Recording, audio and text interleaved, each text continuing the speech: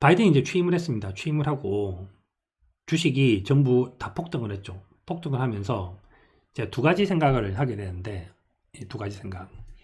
바이든이 되기 바로 전날 이제 FRB 전 의장인 옐런이 그 의회에 가서 한마디 했죠. Act big 이렇게 말을 했죠. Act big. 그래서 Act big. 우리 과감하게 하겠다 이렇게 얘기를 했죠. 그렇게 한 다음에 주식시장이 좀 좋았고, 그 다음에 이제 바이든이 되면서 좋았는데, 재정 정책을 과감하게 하려고 하면 조건이 금리가 낮아야 돼요. 금리가 낮으려면 물건의 가격이 물가가 낮아야 돼요. 물가가 낮으려면 물건에 대한 수요보다 물건에 대한 공급이 많으면 돼요.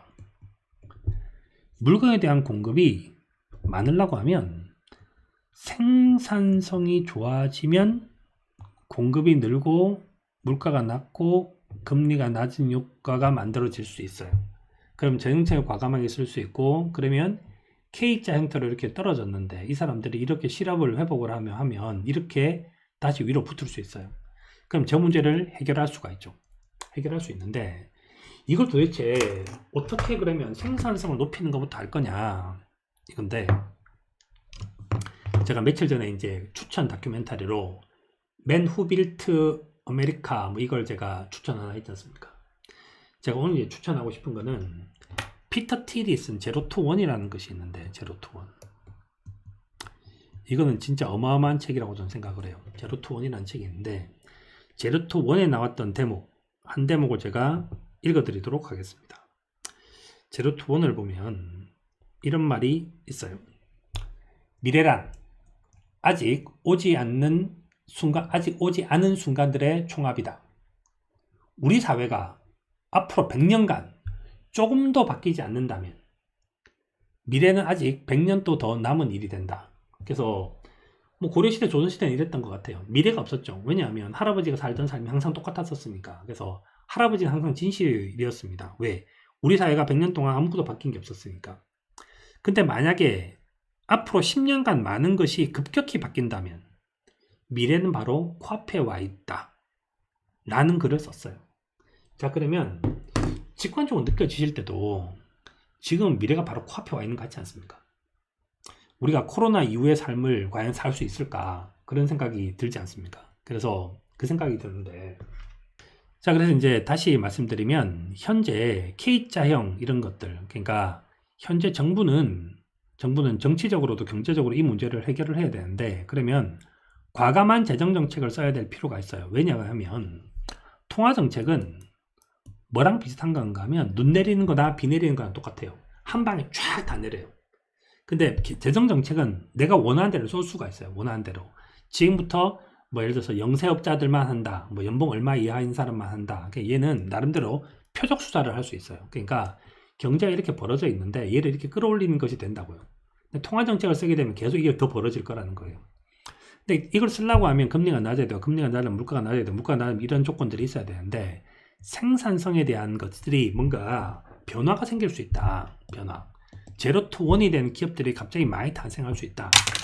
피터 틸이 이제 2008년도 그 스마트폰이 나왔을 때 어떤 안타까운 얘기를 하는가 하면, 세상이 필요로 하는 것은 날아다니는 자동차를 필요했었는데, 세상은, 기업들은 우리한테 뭘 줬는가 하면 140자짜리를 적을 수 있는 걸 줬다. 그게 뭔가 하면 그걸 줬다는 거예요.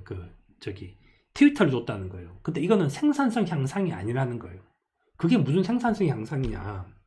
생산성 향상은 제로에서 원이 됐던 드라마틱한 이 수직적인 뭔가 변화가 있는 것이다 라는 얘기를 했었어요. 자, 그런데 우리가 이제 옛날에 알던 천재들이 존재했었는데, Banking is necessary, but banks are not. 은행 서비스는 필요한데 그걸 꼭 은행이 해야 되는 건 아니죠 라는 말을 94년도에 했어요. 이 말을 했는데 이제서야 우리가 이걸 이해를 해요. 네이버와 다음이 무슨 일을 하고 있는 걸 보면서 네이버와 다음이 금융회사의 경쟁자가 될 수 있네라는 생각을 이제서야 하는 거죠. 94년도에 이 말을 했는데, 레리 페이지가 인터뷰를 했는데, 야 레리야, 돈도 안 되는 검색 엔진을 왜 만드니? 그렇게 말을 했더니, 저 검색 엔진 만드는 거 아니에요. 저 인공지능 만들어요.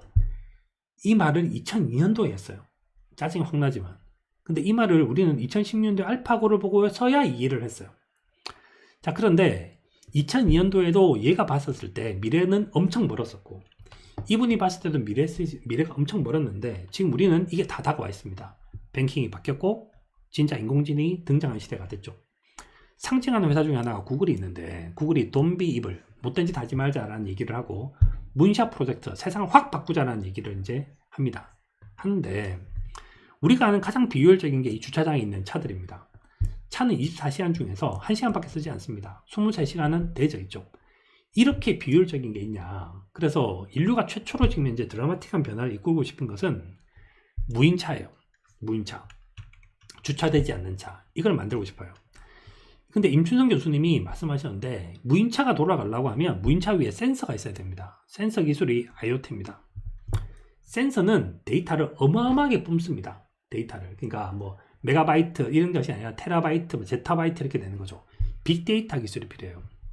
빅데이터를 무인차가 받는데, 잠깐만요, 제가 지금 이제 다운을 받아야 됩니다. 이거 아니죠. 즉시 받아야 됩니다. 클라우드에서 받아야 되죠. 자, 데이터를 받는데 데이터 받는 속도가 좀만 기다려봐봐. 아직까지 길이 안 나왔어. 이러면 안 되죠. 5G 기술이 있어야 돼요. 자, 그 말은 무인차가 돌기 위해서 이 기술이 다 필요해요. 다. 그런데 지금 이게 다 터지고 있죠. 다 움직이고 있죠. 5G, 클라우드, 빅데이터, IoT, 무인차는 현재 다 나왔습니다. 다 나왔는데, 요 사이에서 이 무인차의 등장을 제일 막았던 것이 존재를 하는데, 무인차가 등장했을 때 제일 짜증냈던 사람은 누군가 하면 당연히 택시기사입니다. 택시기사가 얘기를 했죠. 구글이 나쁜 놈들아, 네가 그러고도 인간이냐. 너 정말 너무 이불하다. 네 하나 돈을 벌겠다고 저 수없이 많은 택시기사를, 전 세계 택시를 다 죽이겠다는 뜻이냐. 이렇게 얘기하는 거죠. 그때 그래서 뭐가 있는가 하면, 구글은 능력도 있고 무인차를 만들 의지도 있었어요. 다만 무인차가 나와야 될 명분이 없었고, 무인차가 나와야 될 상황이 아니었던 거죠. 이 두 개를 한 방에 해결한 게 코로나입니다. 코로나. 이제는 사람들이 봤을 때 그런 거죠. 내가 딱 지나가다가 지금 우버 택시를 세웠는데, 우버 택시 딱 보니까 그 콜록콜록 하고 있는 이제 그 흑인이 타고 있다. 그럼 내가 타겠냐? 안 타겠죠. 안 탈 거 아닙니까? 죽는 걸 봤는데, 한두 명 죽는 것도 아니고, 미국에서 2차 세계대전 때 죽은 사람이 더 많은 걸 봤는데, 과연 타겠냐? 이거죠. 안 타요. 코로나는 결국은 미래를 바꾸는 명분과 상황에 대한 이론을 줬습니다. 삼성전자가 매출을 갖다가 하루에 1조를 넘게 하는 회사인데, 1조. 공장이 지금 이제 코로나 확진자가 한 명 나와서 그 문을 닫아야 된다. 이게 말이 되냐는 거예요. 말이 되냐. 이건 좀 아니다. 자, 그래서 드디어 뭐가 생기는가 하면, 뭐뭐 했는데, 여기는 3차 산업혁명은 기술만 발전했어요. 기술만. 근데 2차 산업혁명 때는 뭐가 있는가 하면, 석유, 전기, 화학이 다 발전했어요. 다 발전했는데, 1914년부터 시작해서 1971년도까지는 기술도 발전했고, 글로벌라이제이션도 일어나서, 제로도 원이 됐고, 원은 n이 됐습니다. 그래서 이렇게 경제가 이렇게 발전을 했죠.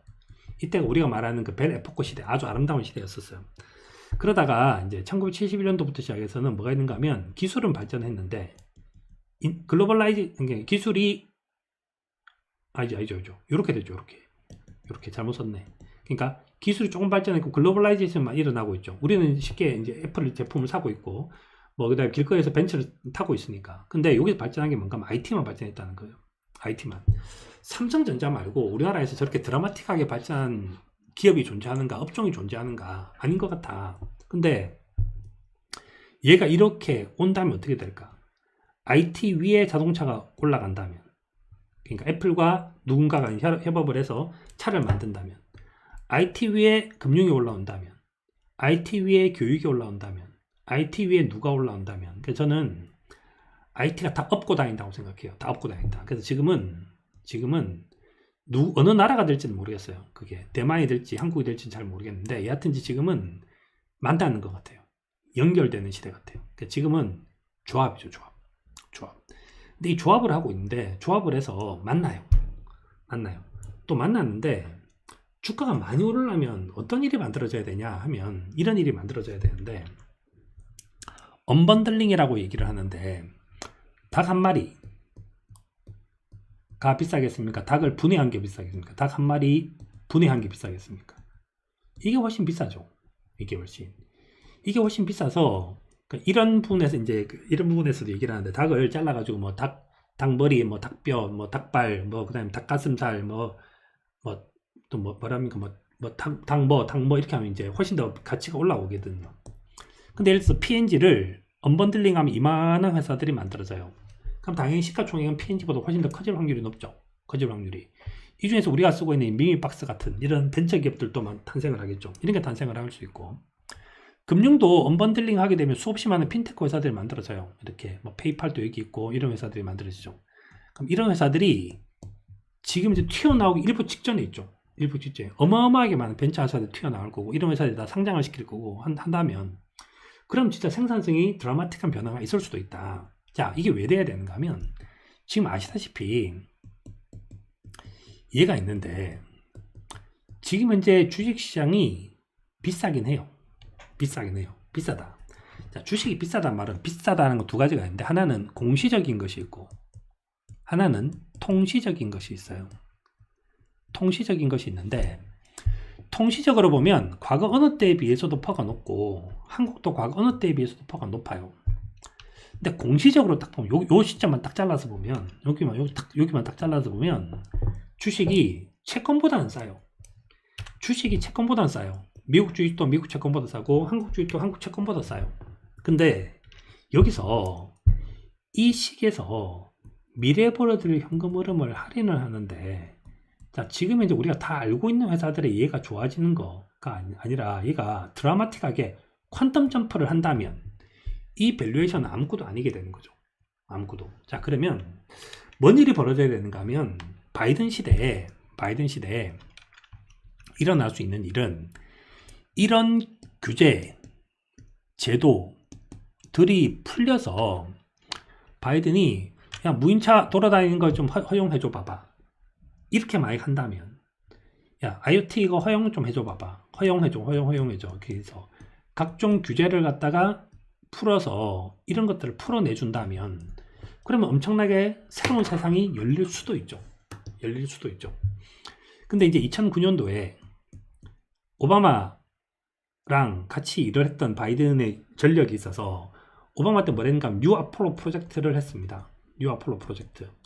이 프로젝트의 가장 큰 혜택을 입은 회사가 저는 이제 테슬라라고 보는데 그때 뭔가 새로운 정부 지출이 있었고 그 바람에 이런 회사가 만들어졌다면 바이든도 이해를 할 수 있지 않을까. 왜? 지금은 세상에 이거보다 더 많은 수요는 없거든요. 왜? 코로나를 받지 않습니까? 이렇게. 그래서 변화가 생기니까 이렇게 한다고 생각을 한다면 이거는 정말 어마어마하게 큰 혁명이 일어날 거기 때문에 우리가 이 시장을 잡아야 된다. 근데 저는 이제 수익 관리 측면에서 이제 그건 뭐겠는가 하면 사는 자와 죽는 자로 갈리겠죠. 사는 자, 죽는 자. 야후는 죽었고 알타비스타도 죽고 다 죽었는데 구글과 네이버가 살아남았잖아요. 그러니까 저는 현재 시점에서 제 생각은 뭔가 하면 첫 번째는 이제 ETF에서 약간 종목으로 그 주의를 좀 바꿔야 되지 않을까 저는 이런 생각이 듭니다. 오히려. 그러니까 예전처럼 뭐 2020년 3월, 4월, 5월처럼 주식시장이 굉장히 낮은 수준에 있고 한다면 당연히 그때는 ETF가 훨씬 더 빠르겠지만 지금은 좀 더 고민을 해야 되지 않을까. 그래서 이제 저는 첫 번째 요 얘기를 하나를 하고 싶고 두 번째는 그럼에도 불구하고 우리가 지금 이제 느끼는 것처럼 체감적으로 느끼는 것처럼 야 너무 많이 올라왔다. 야 뭔가 이제 사고 터질 것 같아. 이렇게 그런 생각도 좀 들기도 하잖아요. 근데 그게 지금 이제 많이 왔어요. 지금 많이 왔는데 이제 이 얘기를 하면 이제 오늘 얘기의 끝이 납니다. 자, 우리가 그렇게 많이 얘기했던 하이힐드, 아주 게으른 투자를 하는 사람한테 아주 적합했던, 아무것도 안 하고 이거 떨어지면 사기만 했으면 돈을 많이 벌었던 이게 있었었는데 그때 이해를 하면서 제가 변동성이 좀 높았던 그 나스닥 같은 걸 보면 다우를 그려보거나 S&P를 그려보면 똑같은데 나스닥이 좀 더 우리한테 좀 확 다가와요. 왜냐하면 우리는 삼성전자 이런 거 좀 투자를 좀 많이 하니까 10년치를 딱 보면 이렇게 움직여서 왔었는데 지금 현재는 뭘 봐야 되는가 하면 요 밑에를 봐야 되죠. 2017년부터 시작해서 2019년도 보면 이게 저점 레벨에 있잖아요. 지금 저점 레벨에 있잖아요. 그럼 요만큼을 이렇게 하면 확대가 돼요. 확대를 하면 나스닥 주가가 나스닥이 여기 가격이 7,500 정도쯤 되고 여기가 6,700 여기가 7,500 여기가 다시 7,000 이렇게 움직인 게 보이죠. 자, 그러면 지금 현재가 하이드 스프레드가 이렇다고 생각을 한다면 우리는 뭘 해야 되는가 하면 여기서는 변동성이 떨어질 일이 남았는데 여기서는 변동성이 올라갈 일이 남았잖아요. 그 말은 뭔 뜻인가 하면 여기서는 수익을 키워야 되는데 여기는 위험을 관리해야 된다는 뜻이에요. 자, 위험을 관리해야 되는데 위험을 어떻게 관리해야 되냐 하면 자, 아까 했던 것의 마지막입니다. 이게 베타 관리인데 이게 베타 관리인데 베타를 관리를 해야 되는 타이밍이 왔는데 자, 이게 홈빌더 회사예요. 홈빌더 회사. 어제 홈빌더 회사가 최근 6개월 동안에 가장 높은 지점까지 올랐었습니다. 가장 높은 지점까지 어마어마하게 많이 올랐죠. 근데 이 홈빌더 회사에 베타 3배짜리 레버리지 상품이 있는데 걔가 NAIL이라고 하는 네일이 있습니다. 얘는 오히려 가격이 떨어졌죠. 이유가 뭘까요? 이유가 이게 그 유명한 변동성이 높아서 녹아내린 거예요. 왜냐하면 이 상품이 데일리로 만들어진 상품이기 때문에 변동성이 커지면 해지를 하다 보니까 이런 손해가 일어나게 된 겁니다. 자, 그러면 다시 보면 이 상품들이 이렇게 낮은 시점에 있으면 변동성이 커지게 되면 위험이 커질 뿐만 아니라 수익이 줄어들어요. 그럼 우리가 할 수 있는 방법은 뭐냐 하면 지금 내일 같은 경우는 베타가 무려 4에 가까워요. 베타가 너무 큰 거 3.5 넘는 거는 판다. 왜냐하면 얘는 장기 투자기에 가장 안 좋은 타이밍이 왔어요. 좋은 타이밍이 있는 게 아니라. 그러니까 베타가 너무 높은 거 내일이라든지 뭐 HIPL 뭐 이런 상품들이 있는데 베타 큰 거는 안 하는 게 좋다. 안 하는 게 좋다. 요게 이제 제가 첫 번째 말씀드릴 수 있는 거고, 두 번째는 베타를 줄이는데 자, SPXL이라고 하는 상품이 베타가 3.2 정도쯤 됩니다. 3.2에 100을 투자를 하는 것보다 지금은 SPY는 베타가 1입니다. 여기에 300을 투자를 할 수도 있겠죠. 근데 우리 입장에서 SPXL에 100을 투자를 하는 것이 있고 SPY에 300을 투자를 하는 것이 있는데 여기를 300을 투자를 하는 건 현재 좀 아니라는 거죠. 내 300이 있다고. 그럼 우리 입장에서는 제일 좋은 것이 뭔가 하면 이 베타를 SPXL을 계산이 쉽게 할게요. 베타를 한 1.6으로 떨어뜨릴 수 있어요.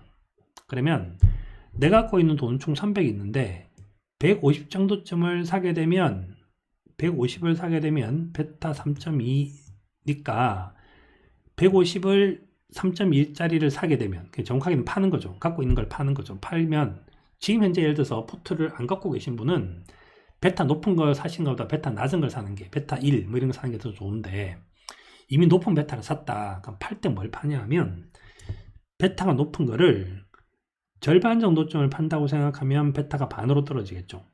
그러면 뭔 일이 생길 건가 하면 이런 일이 생길 건데, 자, 예전에 투자를 해서 이렇게 만들어져서 현금 자산, 투자 자산인데 투자 자산에 예를 들어서 계산하기 쉽게 여기 이제 그때 뭐 그러니까 이제 질문하신 분 하면 3천만 원 한다고 칩시다. 3천만 원 하고 매달 한 200만 원씩 투자하기로 했다. 3천만 원을 내려와서 이 자산을 사는데 3천을 이 자산을 풀배팅 하는 것이 과연 현재는 적합한가? 적합하지 않다. 그럼 이 상품 전체를 투자를 해서 베타를 좀 낮추게 되는 거니까 베타 3짜리를 갖다가 절반 정도쯤 사서 3천 중에서 1,500 정도쯤 사고 1,500 정도쯤을 현금으로 가져가는 것은 이거는 저 위에서 일어났던 현금이랑 다른, 이거는 투자 자산 내에서 변동성을 감안한 현금 확보예요. 자, 그 말은 뭔 뜻인가 하면, 자, 우리 하이힐드 보기로 했잖아요. 자, 하이힐드를 보기로 했는데 하이힐드 딱 봤는데 지금 이제 저점이 있는데 저점에서 이렇게 올라가지 않습니까? 올라가고 있으면 기다리고 있는 거죠. 아, 이것도 또 어떻게 봐야 되는지 또 물어보시겠구나. 위클리로 보면 돼요. 좀 닦게 이거는.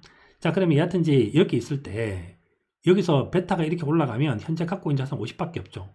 떨어지죠. 그러면 그거 갖다 다시 현금을 갖고 투자를 하는 거고 떨어지면 다시 현금 갖고 투자를 하는 거죠. 그래서 지금은 현금 관리를 통해서 위험을 관리하는 것도 괜찮다. 자, 그래서 현재는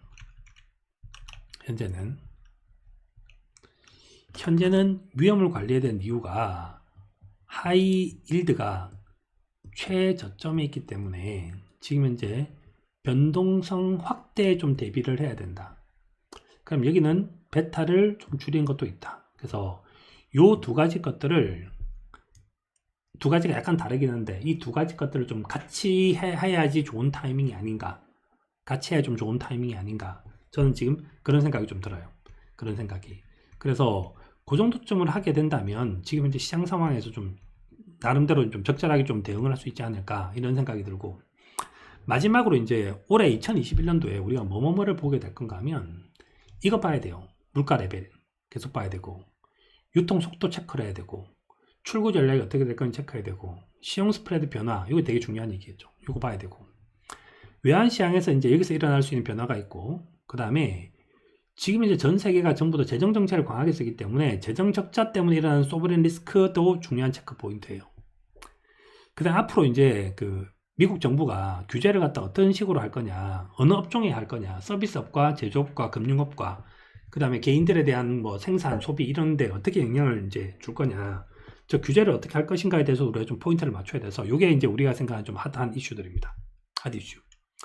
그 다음에 이제 내부적으로 딱 보자라고 하면 민간 소비가 어떻게 될 거냐, 정말 펜트업 디맨드가 만들어질 거냐, 재정 수지의 균형은 좀 만들어질 수 있을 거냐, 바이든 시대 때 보호무역과 자유무역은 과연 어떻게 될 거냐, 중국의 무역 수지, 미국의 무역 수지는 어떻게 될 거냐, 그 다음 개인들은 다시 디레버리지를 할 거냐, 개인들은 디레버리지를 할 거냐, 리레버리지를 할 거냐, 이런 것들도 한번 체크를 해봐야 되는 부분들이죠. 그 다음에 이제 금융과 실물이 지금 이제 불균형 상태에서 균형으로 얼마나 갈 수 있는가, 그 다음에 바이든은 글로벌 리더 국가로서 뭘 할 거냐, 실업률이 이렇게 커진 상태에서 과연 이제 뭐 트럼프의 지지자를 비롯해서 사람들이 이렇게 싸우고 이렇게 하는 거, 이것도 어떻게 할 거냐, 이 정도쯤은 좀 체크를 해야 되지 않을까, 뭐 이런 생각이 좀 들어요. 자, 오늘은 제가 이제 준비한 부분들은 이 정도쯤 됐습니다. 이 정도쯤.